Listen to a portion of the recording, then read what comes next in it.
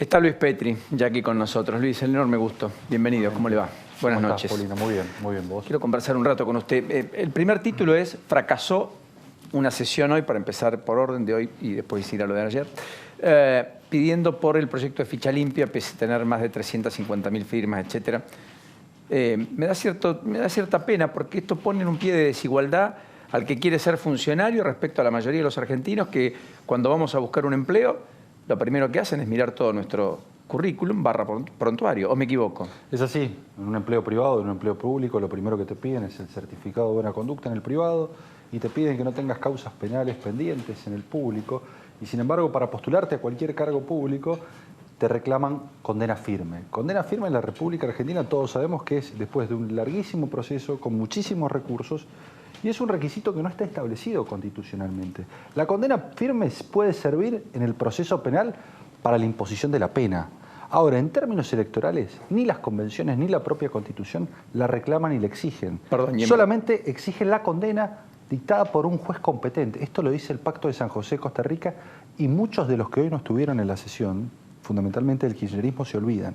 Como se olvidan de que en el 2009 propiciaron una reforma de la ley electoral impulsando que con el solo procesamiento bastaba para impedir que una persona se pudiese presentar como candidato en determinado tipo de delito. Por ejemplo, el delito de lesa humanidad. Delito de lesa humanidad, pero también el procesamiento confirmado, por ejemplo, en delitos contra el sistema político y en delitos que privaran de la libertad. Eso no, después posteriormente no fue modificado, pero sí estuvo impulsado por Cristina Fernández de Kirchner en el proyecto que ella denominó de democratización de los partidos políticos. Vos recordás los títulos grandilocuentes del kirchnerismo, democratización de los medios, de la justicia, y también hubo una democratización de los partidos políticos con esta ley. No quiero dejar pasar por alto que además el proyecto de ficha limpia tiene anclaje en lo que pasó en Brasil y lo impulsó el propio Lula. Exactamente. O sea, Lula impulsa un proyecto por el cual luego él no puede ser candidato.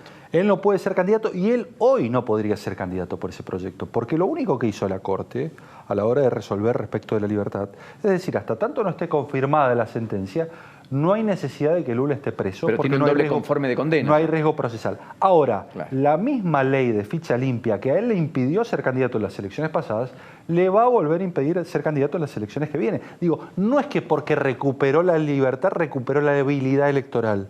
La ley de ficha limpia está plenamente vigente y no fue cuestionada por el Tribunal Superior brasilero. Lo único que dijo y se pronunció respecto de la libertad teniendo en cuenta que no había una sentencia confirmada. O sea, hoy técnicamente alguien no podría ser empleado en una dependencia pública con causa penal pendiente. Pero su jefe podría estar condenado. Pero su jefe podría estar condenado en primera y hasta segunda instancia. Y hasta instancia. segunda y hasta en tercera. Digo, en queja con un recurso todavía... Su jefe en tanto y en cuanto haya sido electo porque no puede ser privado de esa elección. Exactamente, exactamente. Y el argumento sería, si la gente lo vota, punto. Ese es el contrasentido, pero lo que vos tenés que garantizar primero es prestigiar las instituciones. Y para prestigiar las instituciones tenés que cumplir con uno de los postulados más importantes que establece la Constitución, que es el principio de idoneidad. Digo, y la idoneidad tiene que ver con esto también.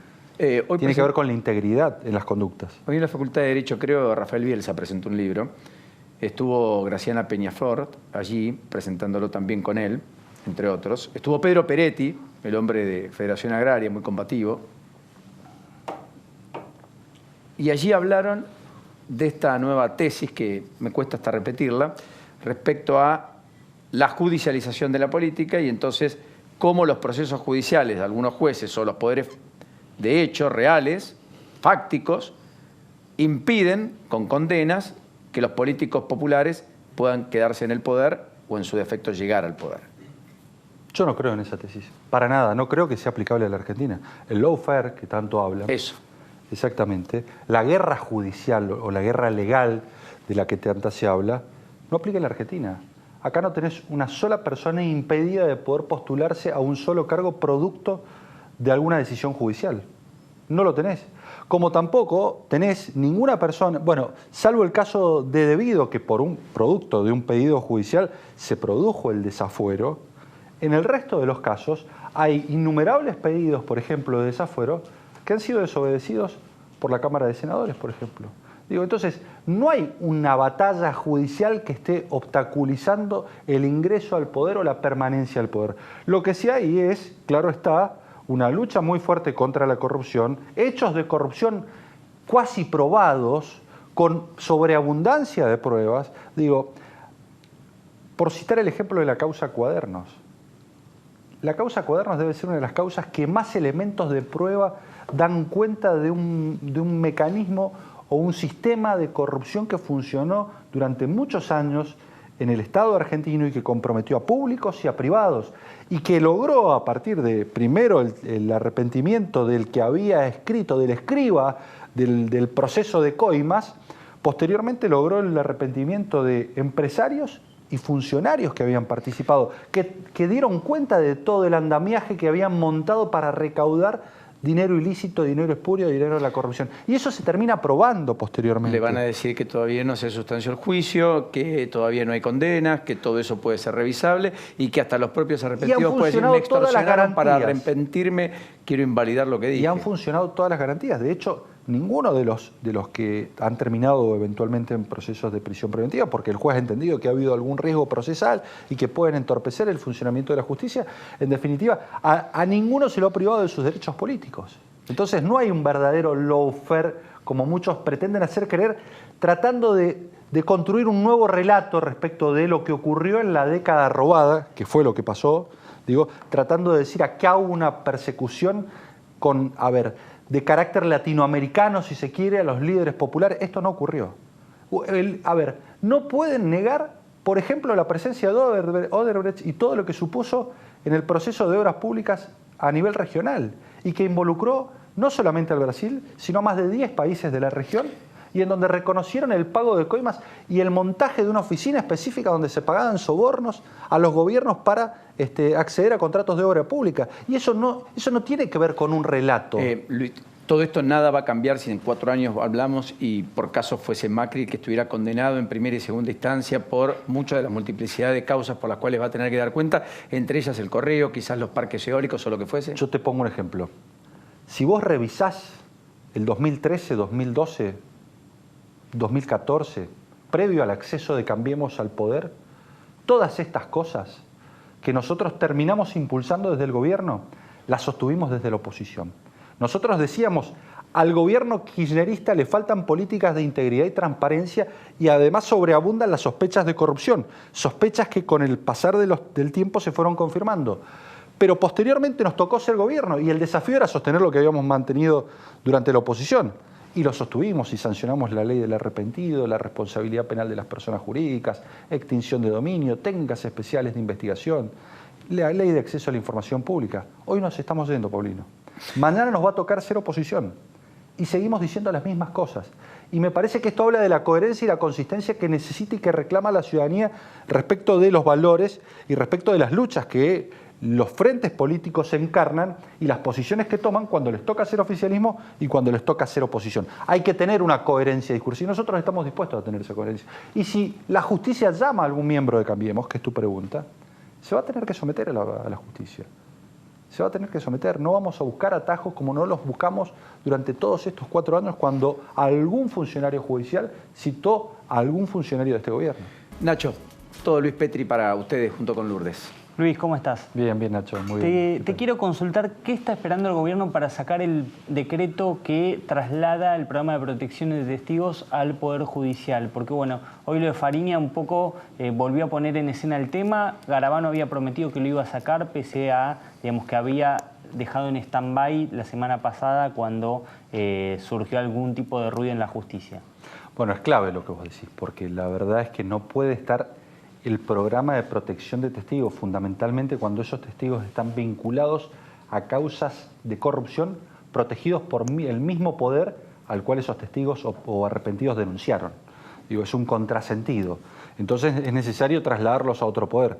Yo ya lo había presentado, advirtiendo los problemas y las particularidades que tiene el programa de protección de testigos, fundamentalmente porque no solamente tiene que proteger la vida y los bienes y la seguridad del testigo y el arrepentido y su familia, sino que en el caso del testigo o arrepentido de corrupción muchas veces sufre persecución en los ámbitos laborales o en lo que tiene que ver con las contrataciones del Estado. Entonces, hay que garantizarle un marco de indemnidad y fundamentalmente hay que traspasarlo a la justicia.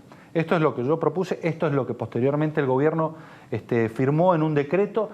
Lo que sucede es que hay resistencia por parte de la justicia, resistencia que empieza a ceder porque se garantizan los recursos, fundamentalmente, no solamente los recursos materiales, el dinero, sino también los recursos operativos para que la justicia pueda brindar efectiva protección, pero tanto un poder como el otro entienden que no puede estar en manos del propio poder denunciado un programa tan importante para el esclarecimiento y la lucha contra la corrupción. La pregunta es por qué no lo hicieron antes, Luis. Usted lo propuso, el gobierno durmió una buena siesta y ahora en retirada decide hacerlo. Mira, lo propuse en el momento, me acuerdo perfectamente, fue incluso durante el gobierno anterior, ustedes recordarán el caso Capdevila, Sí. Que era el abogado del Ministerio de Economía que se animó a no firmar el dictamen por el caso Chicone, y en ese momento sufrió una atroz persecución. Yo había sido autor del programa de protección de testigos en Mendoza y ahí di cuenta de que, claro, en los casos de corrupción eran otras las medidas, era necesario otro tipo de mecanismos de protección más eficientes, particularmente teniendo en cuenta esta circunstancia. La verdad es que no se planteó antes, inexplicablemente. Creo que es el momento de ponerlo en manos de la justicia y garantizar indemnidad y garantizar protección efectiva, y para que las personas que se arrepientan tengan, garantías efectivas de que no van a sufrir ningún tipo de perjuicio en su vida, fundamentalmente en la de sus seres queridos, producto de su declaración o de su testimonio. Te pregunto por la declaración, seguramente te informaste de lo que declaró Lázaro Báez ayer, responsabilizando al gobierno de Mauricio Macri y responsabilizando a los servicios de inteligencia de una persecución en su contra, en contra de su familia, todo para ir directo a Cristina Fernández de Kirchner. Muchos empresarios en la causa Cuadernos, que vos mencionaste hace un ratito, también dijeron que fueron extorsionados porque tenían que decir el nombre Cristina Fernández de Kirchner. A ver, lo de Lázaro Báez es lo esperable. Tengamos en cuenta que ya no existe más la confesión en sede judicial, sino que la declaración es un medio de defensa, y él lo que hizo es defenderse. El punto es que no entregó ninguna prueba. El punto es que dice libremente: a mí me quisieron presionar para que involucrara a la presidenta de la Nación, pero no aporta ningún hecho concreto. Muy por el contrario, del otro lado, hay sobreabundante prueba de una persona que comenzó de cajero de un banco y terminó a ser el principal empresario contratista del Estado, favorecido por las más jugosas obras públicas, que ni siquiera culminó, ni siquiera terminó. Creo que hay demasiada prueba que lo involucra con el sistema de corrupción que funcionó en la década pasada, ya sea alquilando hoteles, ya sea ganando obra pública que posteriormente no realizó, o eventualmente el crecimiento exponencial de su patrimonio, que es imposible de justificar para una persona que comenzó con un Renault 6, si mal no recuerdo, un Renault 6, y terminó prácticamente siendo el principal contratista público y privado del Estado. Luis, 2 o 3 preguntas finales. ¿Cornejo o Mario Negri? Yo creo que los dos, pero en distintos lugares. Yo me imagino a Alfredo Cornejo, que viene a ganar una elección en Mendoza con un triunfo rutilante, muy importante, porque garantizó la continuidad de un gobierno radical y de Cambiemos, que viene de presidir el partido, conduciendo el bloque. Y me imagino un Mario Negri articulando en el interbloque de Cambiemos con el PRO y con la coalición cívica. Yo creo que nosotros tenemos que optimizar y potenciar a las personas que más se destacan, y yo lo veo a Alfredo en el rol de conductor del bloque radical, ¿no? Me parece que parece que todo indica me parece que no, Negri. pero por supuesto, pero independientemente de eso, me parece que nosotros tenemos que hacer esfuerzos por consensuar e integrar y potenciar a nuestros principales dirigentes. Es una tarea que exige que el radicalismo sea competitivo, sea protagonista y tenga multiplicidad de voces. Y esto no solamente lo digo para el radicalismo, lo digo para Cambiemos. Me parece que nosotros estamos obligados a multiplicar las voces dentro de la oposición. Y usted quiere más Cambiemos, no menos, o sea que una mesa redonda. Yo quiero más Cambiemos, quiero más radicalismo, quiero más protagonismos por parte... Y quiere candidato radical en una paso eventualmente con Macri, si Macri quisiera volver al poder en algún momento. Pero por supuesto, me parece que nosotros tenemos... No hay liderazgo en Macri, no es el líder. Nosotros creo que tenemos... A ver, uno cuando da cuenta de que vuelve a la oposición, está claro que son los partidos los que ejercen los liderazgos, los socios de Cambiemos, los socios originarios, y dentro de esos partidos, sus líderes y sus referentes naturales.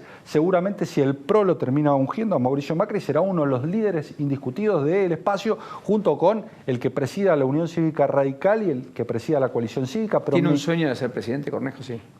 Alfredo ha manifestado que tiene el sueño, pero que tiene que construir ese proceso, tiene que trabajar, tiene que andar ese camino, transitarlo a nivel nacional, como lo hizo en la provincia de Mendoza. ¿Y lo imagina Monzó construyendo ese Juntos por el Cambio? Yo creo que Emilio es un imprescindible. Ayer fue la muestra. Imprescindible. Claro, imprescindible. Mire que imprescindible está lleno el cementerio. No, pero Emilio es un imprescindible. Ayer, la muestra fue ayer, cuando toda la Cámara de Diputados, independientemente de los partidos políticos, de los sectores, se paraban para aplaudir a Emilio en un aplauso cerrado y sentido.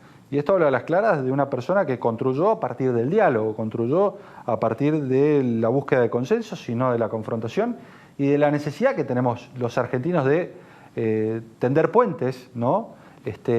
Y eso se vio reflejado y lo expresa y lo sintetiza muy bien Emilio, con lo cual creo que es una persona...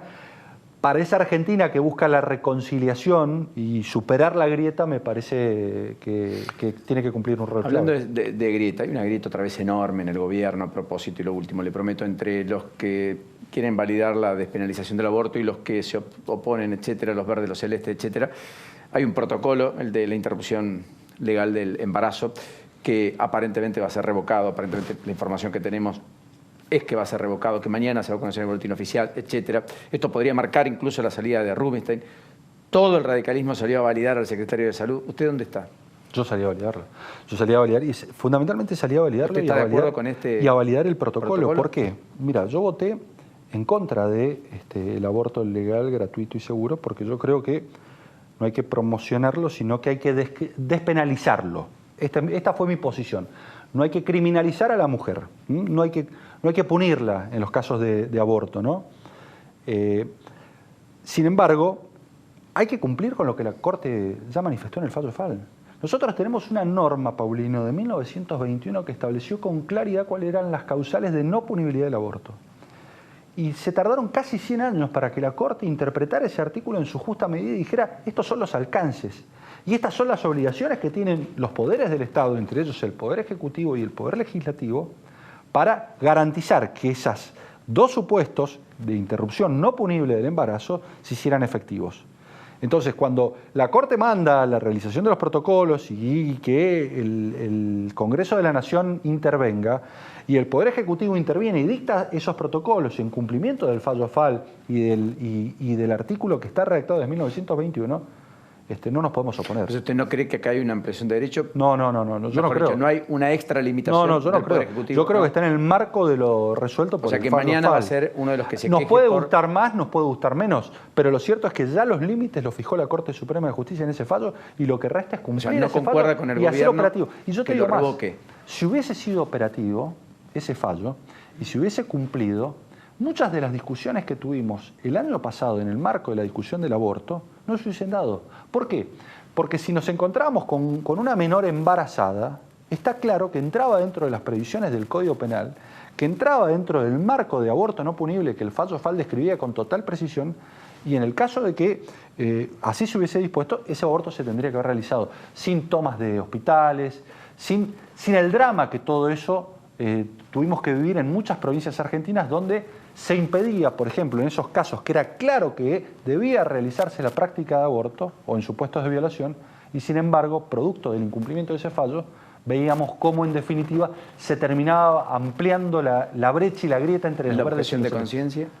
La objeción de conciencia no puede ser institucional, puede ser personal, pero nunca puede llevar a una ¿Y institución. está bien que quede un registro de eso?